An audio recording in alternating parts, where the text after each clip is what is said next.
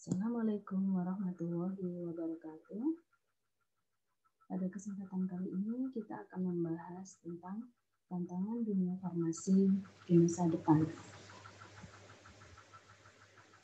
Ya, seperti mungkin pernah Anda membaca di media atau mungkin mendapatkan cerita dari orang tua kita, ternyata memang beberapa puluh tahun yang lalu, belasan tahun atau beberapa puluh tahun yang lalu, profesi apoteker ini adalah satu profesi yang tidak terlalu dikenal di masyarakat. Mungkin yang lebih dikenal adalah dokter atau perawat, gitu ya. Nah, apa sih sebenarnya apoteker itu dan kenapa pada waktu itu profesi apoteker ini menjadi asing, gitu ya? Karena kalau mungkin Anda tahu cita-cita anak kecil pada masa saya masih kecil itu kebanyakan adalah menjadi dokter. Belum ada yang bercita-cita menjadi apoteker karena mungkin memang tidak dikenal di masyarakat. Ini menjadi PR untuk kita sebenarnya untuk mengetahui seperti apa sih, apakah saat ini juga masih sama dengan beberapa belas tahun atau beberapa puluh tahun yang lalu. Nah, ini mungkin kita bisa menjawab beberapa pertanyaan ini untuk memastikan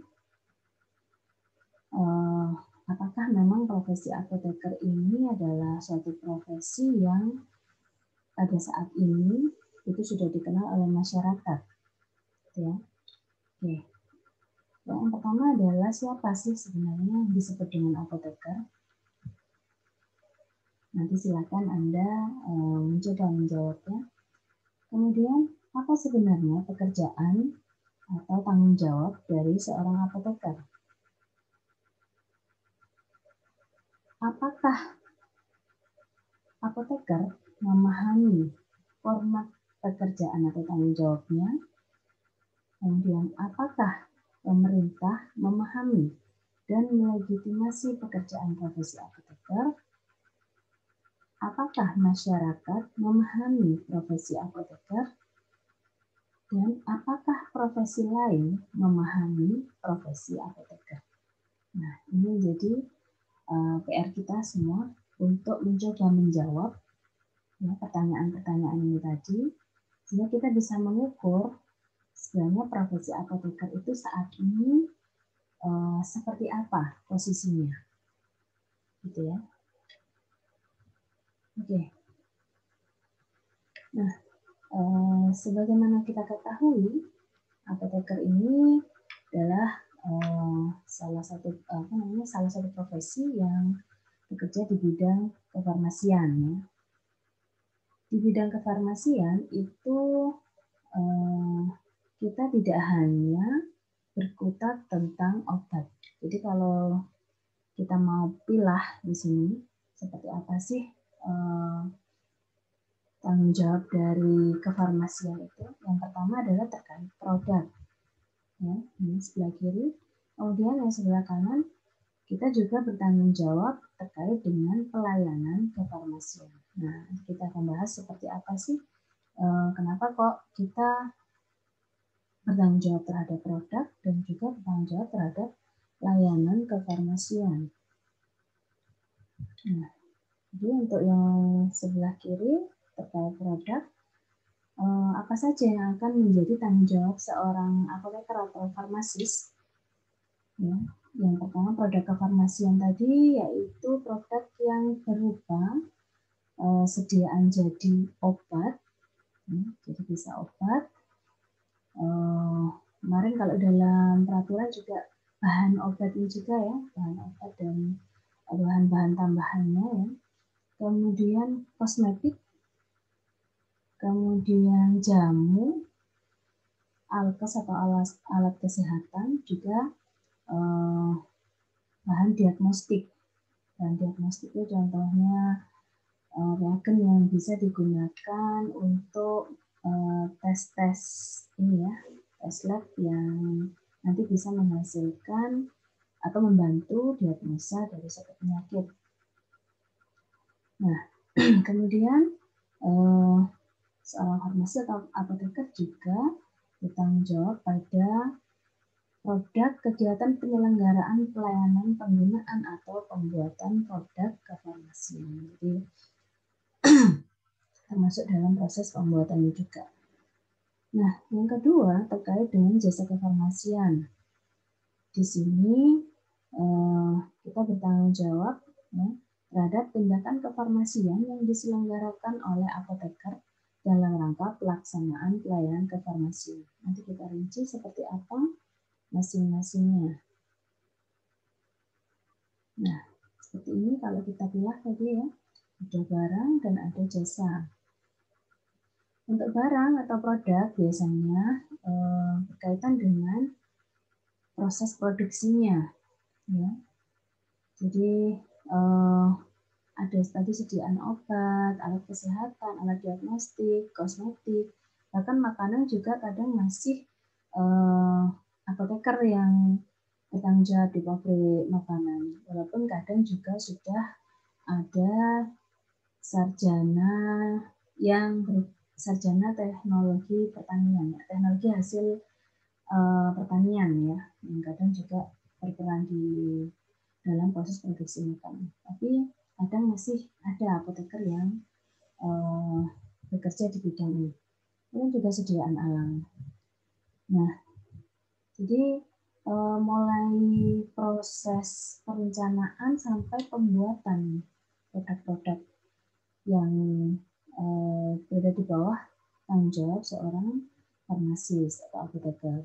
Bagaimana dengan jasa atau pelayanan? Ini berkaitan dengan pekerjaan profesi apoteker.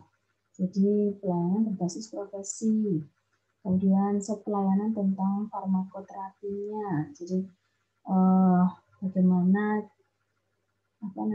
drug of choice atau pilihan obat terhadap suatu penyakit, ya, memahami cara penggunaan obat, kemudian memahami bentuk sediaan yang tepat bagi pasien. Nah, ini pelayanan terkait dengan farmakoterapi.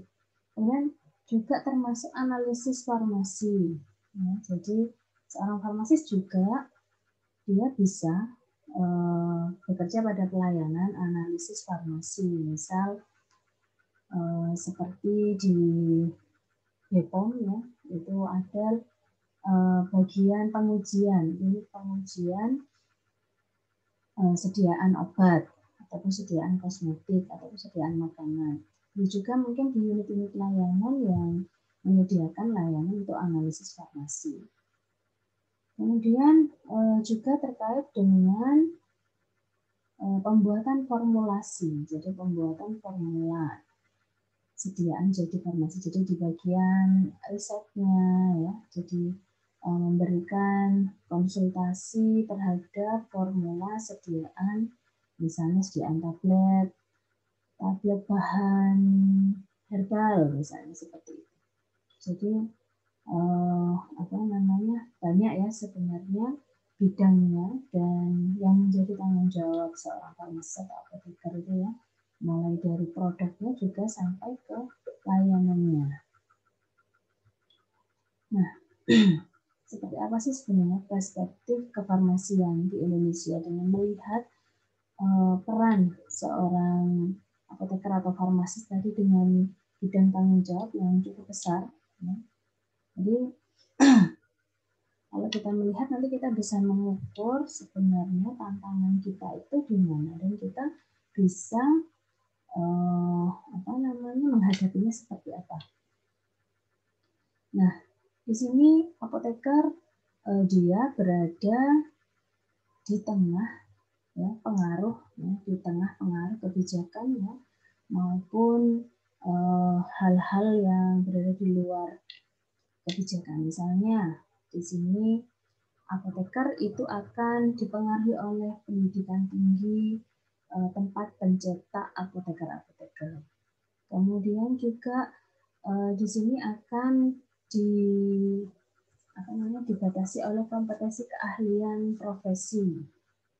Jadi misalnya ada standar kompetensi apoteker yang itu ditentukan oleh organisasi profesi.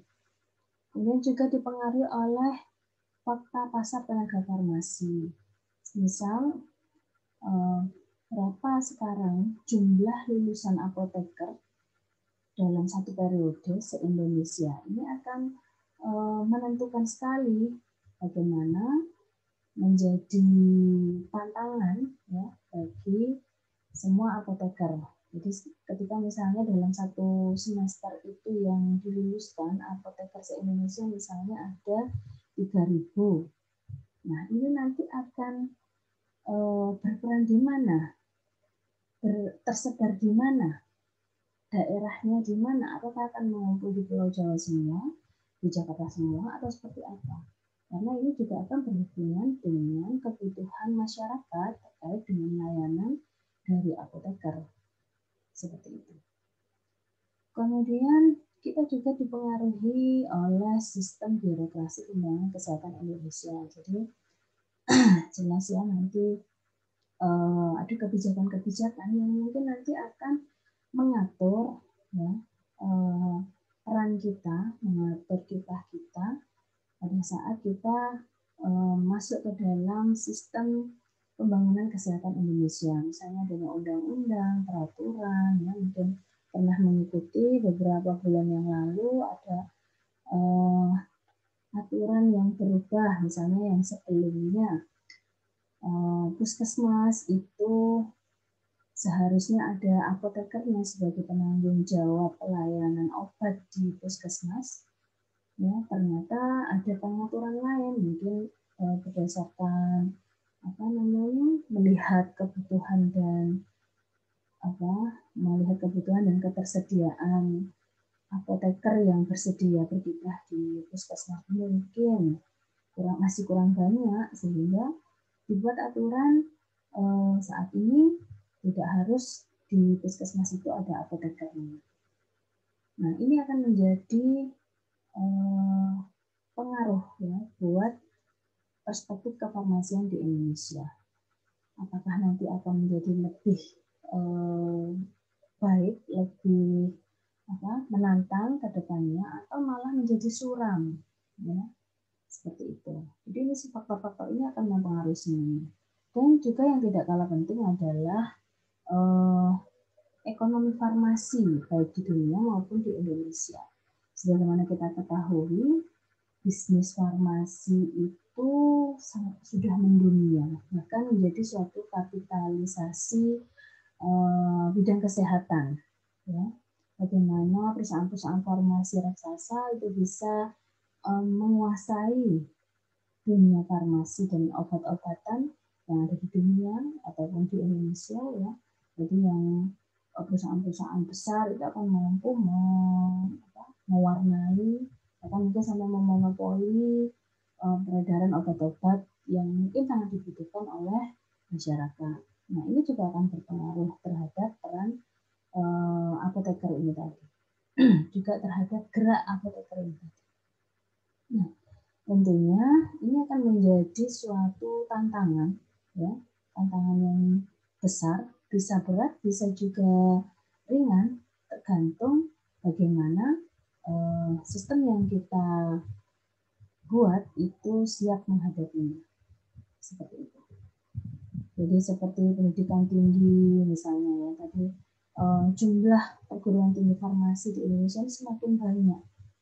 Nah, apakah semakin banyak pendidikan tinggi itu diikuti dengan suatu kualitas yang baik, yang bagus, yang berstandar, itu perlu dipertimbangkan. Sementara kompetensi keahlian juga demikian. Apakah semua apoteker baru itu memiliki kompetensi keahlian sebagai apoteker yang sudah berstandar ataukah tidak?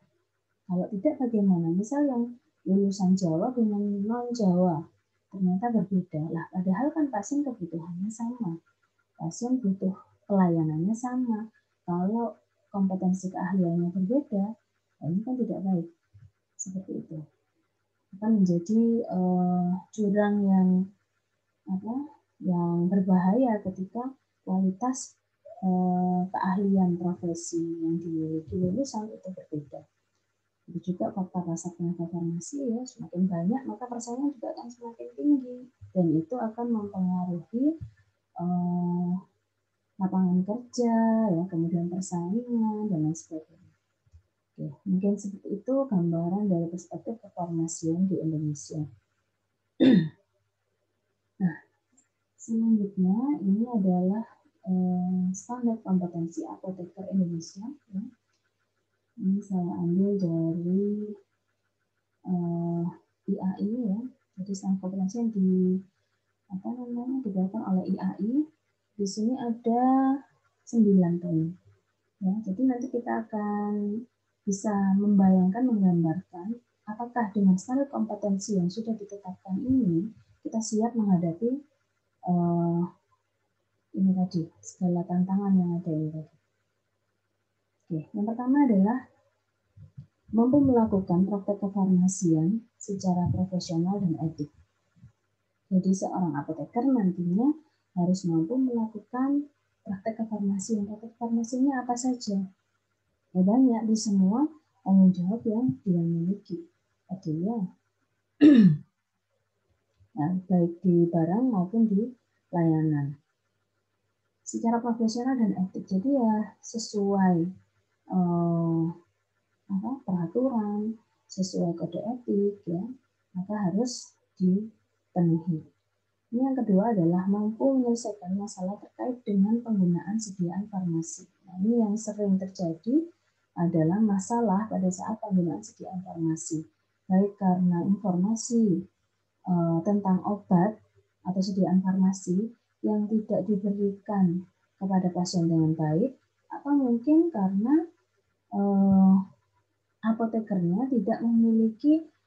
tidak menguasai keilmuan terkait dengan permasalahan tersebut. Nah, itu makanya di sini ada standarnya, sehingga ketika sudah terstandar seharusnya semua apoteker itu memiliki kemampuan terkait masalah yang berhubungan dengan penggunaan sediaan farmasi tadi. Yang ketiga adalah mampu melakukan dispensing sediaan farmasi dan alat kesehatan. Jadi tadi ya seperti yang kemarin meracik, misalnya meracik sediaan yang diminta dalam resep, misalnya, atau alat kesehatan yang diminta melalui resep. Nah, itu kita paham. Makanya kemarin kita juga belajar ada bahasa Latin, membaca resep, ya. Itu adalah salah satu kemampuan yang harus dimiliki oleh seorang apoteker. Kemudian mampu memformulasi dan memproduksi sediaan farmasi dan alkes sesuai standar yang berlaku. Ini memang harus kita miliki, ya, minimal dasar-dasarnya kita miliki selama di perkuliahan, selama di pembelajaran ini diberikan, ya. Kalau di farmasi S1 biasanya ada teknologi sediaan, baik solida, liquid, semi-solid, kemudian steril, ya, dasar-dasarnya diberikan. Sehingga walaupun nanti seorang apoteker tersebut tidak bekerja atau berkiprah di bidang produksi sediaan farmasi ini, tapi dia dasar-dasarnya paham bagaimana bahan-bahan yang biasa digunakan untuk menyusun formula sediaan tablet, misalnya, itu dia paham harusnya. Yang keempat adalah mempunyai keterampilan dalam memberikan informasi sediaan farmasi dan alkes. Nah, ini juga penting, ya. Kenapa? Karena informasi sediaan farmasi dan alkes ini sangat dibutuhkan oleh masyarakat. Berapa banyak masyarakat yang mengalami ketidaksembuhan penyakitnya hanya karena ada kesalahan penggunaan obat, salah frekuensi minum obatnya, salah cara menggunakan obatnya. Nah, ini menjadi tanggung jawab seorang farmasis memberikan informasi dan diberikan sejelas-jelasnya kepada pasien supaya pasien itu tidak keliru dan dia bisa menggunakan obatnya dan obat bisa bekerja secara efektif. Kemudian yang selanjutnya adalah mampu berkontribusi dalam upaya preventif dan promotif kesehatan masyarakat. Nah, ini kita juga diharapkan bisa berkontribusi dalam upaya preventif dan promotif. Misalnya seperti sekarang ada kondisi pandemi COVID. Apa saja upaya preventifnya? Kita juga ikut berkontribusi menyampaikan kepada masyarakat terkait 3M misalnya ya. Kemudian bagaimana menjaga imun tubuh kita dengan baik, misalnya dengan memberikan informasi-informasi tentang vitamin, suplemen atau obat-obatan yang aman yang bisa digunakan selama masa pandemi. Ini penting sekali. Kemudian mampu mengelola sediaan farmasi dan alat kesehatan sesuai dengan standar yang berlaku. Nah, jadi mengelola. Kalau mengelola ini bisa di beberapa tempat ini ya, di beberapa bidang pengabdian ya, misalnya di apotik kita akan mengelola sediaan farmasi dan alkes. Di puskesmas juga demikian, di rumah sakit juga demikian. Jadi pengelolaannya harus benar. Bagaimana kita membeli obat dari distributor yang resmi, yang benar, kemudian menjual obat, menyimpan obat sesuai dengan standar yang berlaku. Mempunyai keterampilan organisasi dan mampu membangun hubungan interpersonal dalam melakukan praktik kefarmasian. Jadi kita nggak bisa saat melakukan praktik kefarmasian itu bekerja sendiri, tapi kita juga harus membangun hubungan interpersonal. Ini tidak hanya dengan sesama apoteker, tapi juga mungkin dengan profesi lain, misalnya dengan TTK, dokter, perawat, bidan, yang itu akan sangat dibutuhkan kerjasama yang baik supaya untuk hasil masyarakat itu kesehatan masyarakat itu benar-benar tercapai. Kemudian yang terakhir adalah mampu mengikuti perkembangan ilmu pengetahuan dan teknologi yang berhubungan dengan kefarmasian. Ini berhubungan dengan long life manner, jadi kita harus selalu mengikuti perkembangan ilmu pengetahuan teknologi ya. Jadi ada CPD, ada seminar-seminar biasanya. Sehingga enggak kemudian kalau sudah jadi apoteker sudah dapat ilmunya semuanya. Tidak bisa. Kenapa? Karena ilmu selalu berkembang. Jika kita tidak mengikuti perkembangan ilmu, maka kita akan tertinggal. Bisa jadi 20 tahun yang lalu, obat A itu hanya diketahui hanya sebagai obat dengan indikasi tertentu. Ternyata setelah 10 tahun, dari hasil penelitian didapatkan bahwa obat A tadi itu punya indikasi yang lain yang berbeda dengan indikasi awal tadi. Dan ketika kita tidak tahu, sementara dokter sudah update ilmunya, kita nggak tahu, kemudian kita memprotes dokter, orang ini nggak sakit itu kok dikasih obat A. Nah, kita akan diketawakan gitu ya. Nah, Anda ini, apalagi kalau kemudian kita tiba-tiba, wah ini nggak sesuai, nggak rasional penyakitnya tertentu kok dikasih obat A. Kalau gitu saya ganti obat A, itu malah bahaya. Kita membahayakan pasien hanya karena kita malas untuk update perkembangan ilmu pengetahuan dan teknologi yang berhubungan dengan kefarmasian.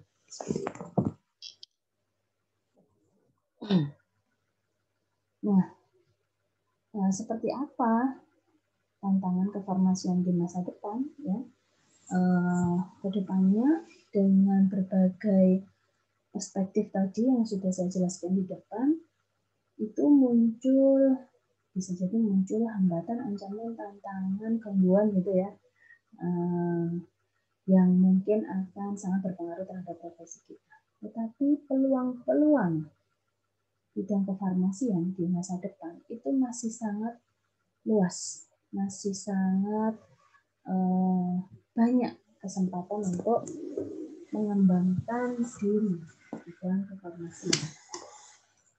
Nah, yang pertama di sini adalah misalnya pengembangan obat baru serta pengujiannya. Jelas obat itu akan selalu berkembang. Penyakit juga semakin berkembang ya kan? Banyak penyakit baru sekarang ada COVID gitu ya. Obatnya pun belum ditemukan, vaksin pun masih dalam proses pengujian. Dan itu akan selalu berkembang. Apalagi kalau kita sering baca berita gitu ya. Bakteri, virus itu bisa bermutasi. Artinya apa? Ya penyakit itu bisa berkembang, berubah. Bukan nanti akhirnya obat yang biasanya kita gunakan untuk penyakit tersebut itu menjadi kurang sesuai. Nah, sehingga di sini sangat dibutuhkan pengembangan obat baru, ya, lengkap dengan pengujiannya. Kemudian yang kedua, pengembangan obat herbal dan fitofarmaka. Nah, ini juga sama. Obat herbal lebih ke arah obat-obat yang berasal dari tanaman, ya. Sebenarnya bukan hanya dari tanaman, mungkin dari hewan pun juga perlu dikembangkan, ya. Cuman di sini yang lebih pesat memang yang pengembangan obat herbal maupun fitofarmaka. Kemudian pengembangan kosmetik maupun kosmetika, untuk kita bahas di belakang. Terus pengembangan nutrisi dan nutrasetikal, ya. Juga perlunya pemantauan terhadap produk-produk ini tadi, ya. Juga alat kesehatan, hasil diagnostik yang itu perlu perlu kita pantau, perlu kita kelola dengan baik, ya. Dan itu apoteker yang bisa melakukan tugas tersebut. Selain itu, tantangan yang lainnya adalah sebenarnya kalau dari sisi jumlah sudah mulai banyak, tetapi belum merata, ya, belum merata. Masih menempati hanya di beberapa bidang profesi saja, dan juga di wilayah-wilayah tertentu banyak, di wilayah yang lain itu masih sangat sedikit. Jadi pemerataan jumlah tenaga farmasis di seluruh Indonesia itu masih belum merata. Nah, kemudian tantangan berikutnya adalah adanya sistem pendidikan yang mampu memenuhi kebutuhan tenaga farmasi yang kompeten tadi, ya, dengan bekal ilmu pengetahuan keprofesian yang mutakhir, sehingga nanti bisa memenuhi standar kompetensi apoteker tadi. Oke. Nah, ini penjelasan tentang kenapa kok obat herbal dan fitofarmaka yang menjadi peluang besar, ya, sebagai tantangan farmasi di masa depan, ya. Disebutkan oleh WHO bahwa sekitar 65% penduduk negara maju dan 80% penduduk negara berkembang itu banyak yang menggunakan obat herbal. Sudah mulai mengurangi penggunaan obat-obat sintetis. Kenapa demikian? Karena ternyata penggunaan obat herbal itu bisa meningkatkan usia harapan hidup. Apalagi pada saat ini itu prevalensi penyakit kronik itu meningkat, sehingga alternatif obat, terutama yang berasal dari herbal, itu sangat dibutuhkan. Kenapa kok sampai seperti itu? Karena memang pada penggunaan obat-obat modern atau obat-obat sintetis mulai banyak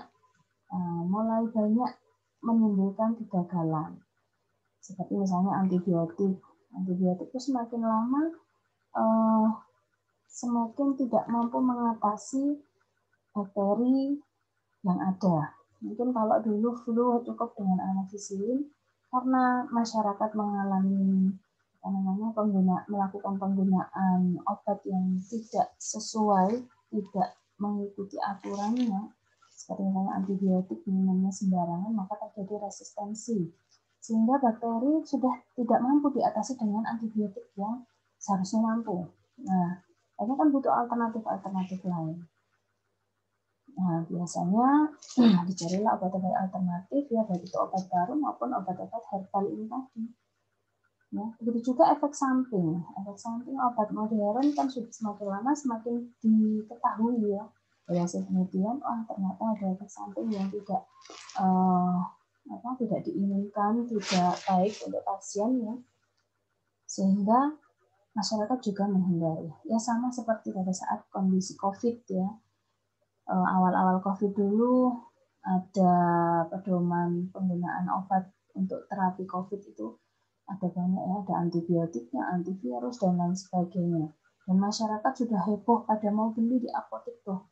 Padahal mereka tidak tahu ini obat keras, obat berbahaya yang harus digunakan sesuai kebutuhan. Kenapa? Karena ada efek samping. Nah, dengan edukasi yang baik, ya, seharusnya apoteker, dokter bekerjasama memberikan edukasi yang baik, maka kita harusnya bisa menawarkan alternatif, bisa obat atau mungkin suplemen yang memang digunakan lebih untuk mencegah, karena mencegah itu lebih baik ya. Nah, kalau sudah butuh pengobatan, ya misalnya sudah positif kanker, maka ya silakan menggunakan obat-obat tadi sesuai dengan petunjuk dokter. Bukan ketika kita gunakan untuk mencegah, kita menggunakan obat-obat sintetik atau obat-obat kimia tadi. Nah, efek sampingnya bisa berbahaya kalau seperti itu. Ya, jadi kayak sekarang misalnya kita bisa memberi edukasi, misalnya penggunaan pemanfaatan rimpang-rimpang yang berguna untuk meningkatkan daya tahan tubuh. Terus buah-buahan yang digunakan untuk meningkatkan daya tahan tubuh. Kemudian hidup sehat dan lain sebagainya, itu lebih bagus untuk mencegah daripada kita menggunakan obat-obat modern yang sebenarnya itu ada efek samping dan harusnya hanya digunakan ketika sudah ditentukan oleh dokter, seperti itu. Nah, kemudian pengembangan obat herbal fitofarmaka ini juga sangat potensial karena peningkatan industri obat tradisional di Indonesia juga mulai meningkat, mulai banyak. Yaitu tadi permintaan masyarakat dengan seiring edukasi yang diberikan oleh dokter maupun apoteker bahwa kembali kepada obat-obat herbal itu it's okay, bagus juga gitu ya. Bahkan efek sampingnya relatif lebih ringan. Saya bilang relatif karena tergantung cara penggunaannya, ya, serta dosisnya. Kemudian yang juga menjadi prospek yang sangat bagus adalah karena di Indonesia itu tanaman itu sangat melimpah. Banyak sekali variasinya, varian tanaman itu banyak sekali, dari Sabang sampai Merauke, bahkan di Papua itu banyak sekali tanaman-tanaman yang berkhasiat obat sebenarnya, tapi belum dieksplor. Sementara obat-obat herbal yang sudah dikembangkan itu baru sekitar 180-an jenis. Padahal kita mungkin punya ribuan jenis. Ya. Sedangkan itu ya tanaman hias yang keladi-keladi itu berapa jenis tuh? Banyak. Apalagi kalau yang rumput tuh berapa jenis. Bisa jadi antara rumput itu ada berkhasiat obat. Tapi memang mungkin masih belum ada penelitian. Nah, itu prospek yang sangat bagus. Ya. Nah, berikutnya lagi tadi prospek yang berikutnya adalah tentang kosmetik dan kosmetikal. Kita harus bedakan dulu ya, kalau kosmetik itu lebih ditujukan untuk membersihkan, meningkatkan kecantikan, meningkatkan daya tarik, mengubah penampilan, bukan untuk mengatasi penyakit kulit. Jadi contoh-contoh produk kosmetik ya, ada pelembab, parfum, make up, shampoo, ya, pasta gigi, deodoran. Nah, ini berbeda dengan kosmetikal. Kalau kosmetikal itu produk kosmetik tapi ada zat aktifnya. Ada zat aktifnya yang bertindak sebagai obat. Contohnya anti wrinkle, anti perspiran, sunscreen. Nah, kenapa kok kosmetik ini menjadi prospek dan tantangan yang menarik buat apoteker? Ya karena saat ini masyarakat itu menjadikan kosmetik sebagai kebutuhan, ya kan? Mana ada orang yang tidak menggunakan kosmetik? Minimal pakai sabun dan sampo tiap harinya, ya kan? Nah, apalagi yang cewek-cewek itu pasti semua punya kosmetik dan ingin lebih cantik, lebih mulus wajahnya, lebih cerah dan lain sebagainya. Ini menjadi suatu kebutuhan dan kebutuhan ini harusnya kita respon dengan baik dan ini menjadi tantangan serta prospek yang sangat baik ke depannya. Karena tren kosmetik itu akan berkembang terus. Nah, berikutnya tentang nutrisi dan nutrasetikal. Ini juga menjadi prospek yang baik, ya, menjadi tantangan juga. Kenapa?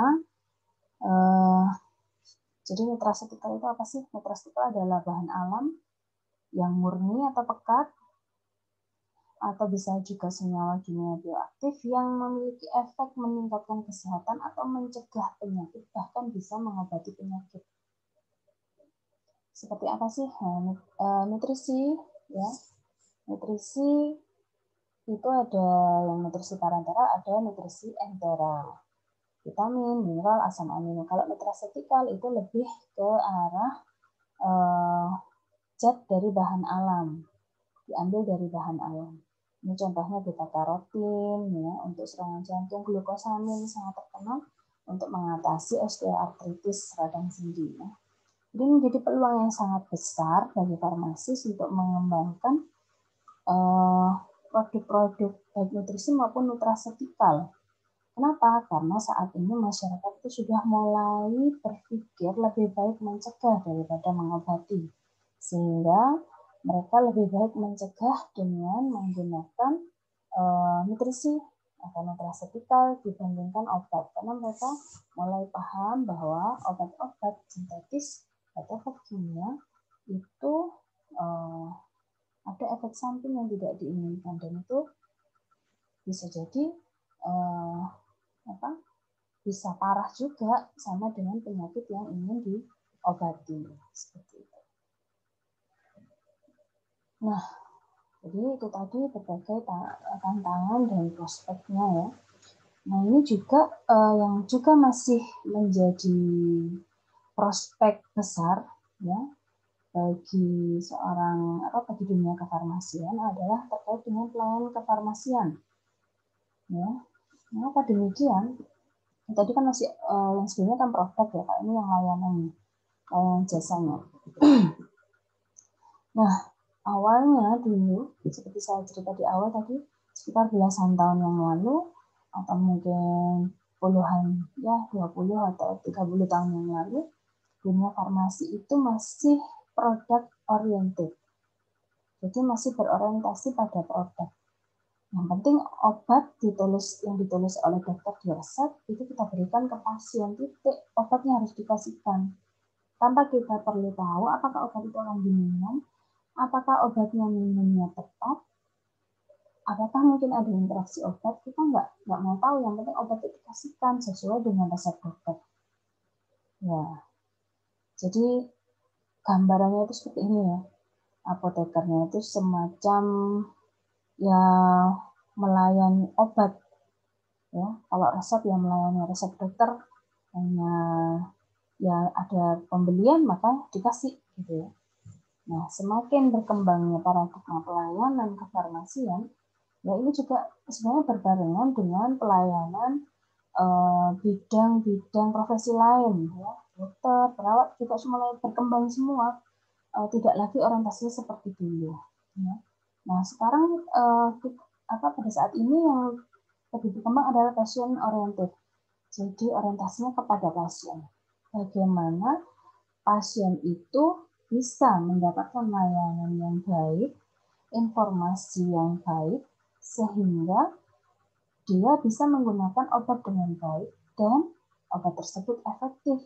Dan hasil akhirnya adalah pasien sehat, hidupnya berkualitas. Ya. Nah, kalau seperti ini kan kesehatan masyarakat akan meningkat. Tapi kalau hanya sebatas ini, kita tidak pernah tahu apakah obat yang kita berikan, ya, ketika produk oriented, jadi orang beli obat dikasih, orang bawa resep kasih, hanya seperti itu saja. Apakah obat itu efektif? Kita juga nggak pernah mengevaluasi juga. Kenapa kok pasiennya nggak sembuh tiba-tiba meninggal? Jangan-jangan mungkin karena sebenarnya nggak diminum, karena ada efek samping dari obat tersebut. Misalnya seharusnya sebelum makan diminum sesudah makan, dan akhirnya obat tersebut tidak efektif. Nah, tuh betapa pentingnya pelayanan kefarmasian ini, ya, harus dipahami dengan baik supaya hasil akhirnya tercapai. Ini menjadi tantangan juga buat kita. Kenapa? Karena paradigma produk oriented itu masih ada aja, ya. Tidak semua apoteker itu berpedoman passion oriented, tapi masih ada juga yang produk oriented. Contohnya apa? Contohnya ya apoteknya jarang terlihat apotekernya mungkin ya, yang ada hanya karyawannya yang akhirnya kalau karyawan kan dia tidak memiliki ilmu yang cukup untuk memberikan layanan kefarmasian. Akhirnya apa?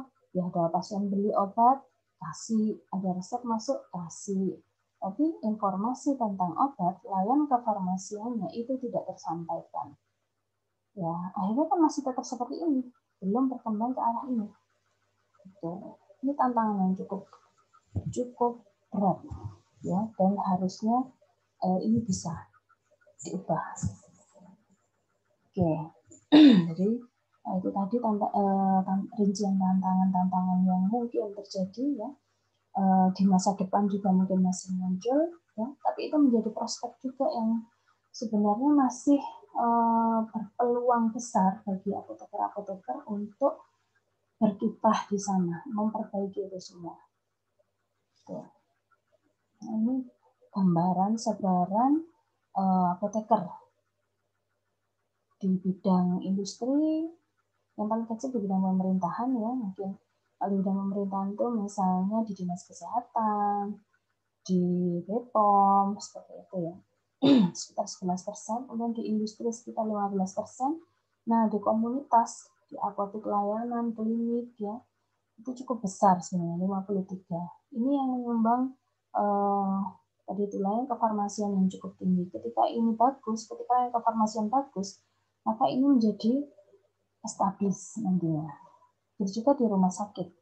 Rumah sakit persennya ya tidak terlalu banyak, kan mungkin jumlah rumah sakit juga tidak sebanyak jumlah apotek ya.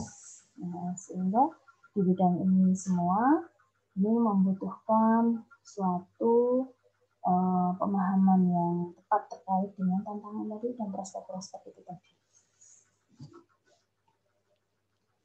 Nah, lalu bagaimana kita bisa mengambil peran nantinya ketika kita sudah menjadi apoteker? Ya banyak ya tadi dari 4 bidang sebelumnya, ya kita bisa pecah-pecah lagi ya. Mungkin ada yang berminat di riset dan pengembangan produk, mungkin bergabung di LIPI dan pusat-pusat penelitian gitu ya. Kemudian di produksi obat, di industri ya.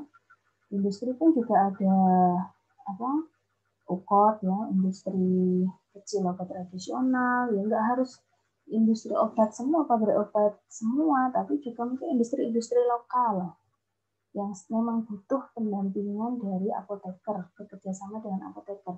Supaya apa? Supaya produk yang dihasilkan memang berkualitas.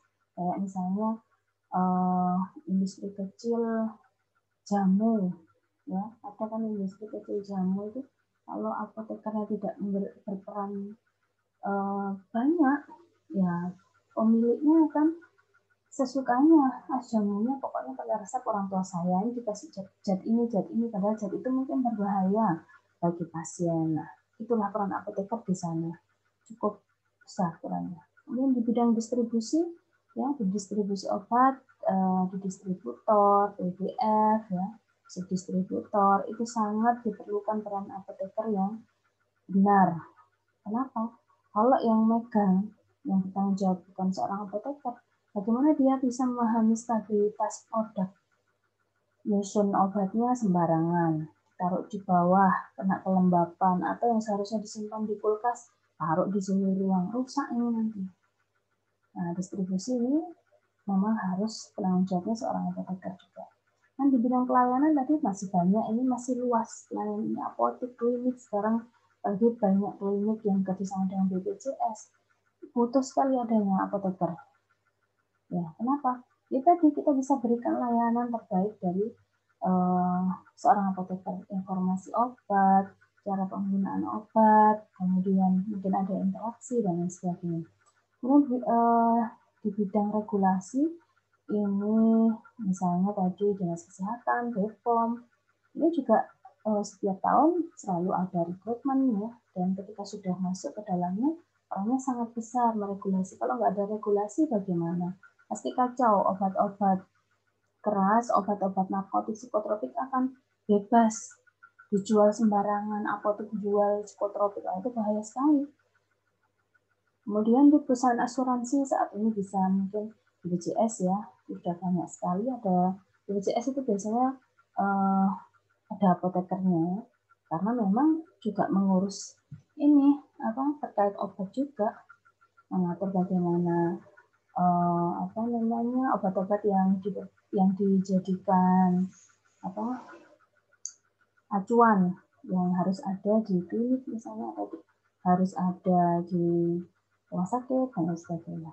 Nah, yang juga tidak kalah penting adalah sebagai tenaga pendidikan, sebagai guru, sebagai dosen, penting sekali. Kenapa? Ini yang bagian menanamkan dari awal, bagaimana menanamkan jiwa-jiwa kefarmasian tadi dari awal supaya benar, lurus, dan baik. Oke, masih banyak peluang-peluangnya ya, dan itu semua dibutuhkan keseriusan ya, baik oleh para apotekernya maupun para mengatur kebijakan. Oke, nah sebagai penutup kita akan diskusikan ya, dianalisa sebagai tugas pemanasan Anda, yaitu menurut Anda bagaimana tantangan dan peran apoteker dalam masa pandemi COVID-19 ini. Apoteker punya peran nggak sih di masa pandemi ini? Nah, nanti kita bisa diskusikan. Oke, mungkin itu dulu pembahasan kita hari ini. Terima kasih atas perhatiannya. Assalamualaikum warahmatullahi wabarakatuh.